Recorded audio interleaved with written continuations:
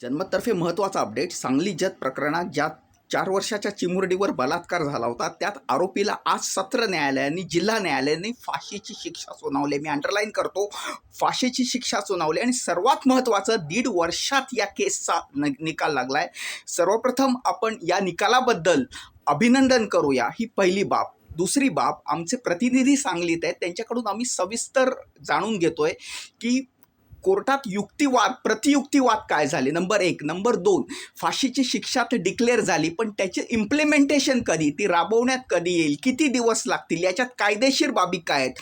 आणि जसजसे अपडेट मिळतील तसतसे तुमच्याशी शेअर करू. तसंच एका वकिलाच्या समक्ष आम्ही एक मोठा व्हिडिओ अपलोड करू की यात कायदेशीर बाबी पुढे काय आहेत, की ही शिक्षा तर आता डिक्लेअर झाली, पण खरोखर फाशी कधी होणार, त्याला किती कालावधी लागणार आणि त्याच्या पुढच्या स्टेप्स काय आहेत. डेफिनेटली आम्ही या घटनेवर लक्ष ठेवून आहोत आणि जसजसे अपडेट मिळतील तसतसे तुम्हाला द्यायचा प्रयत्न करू.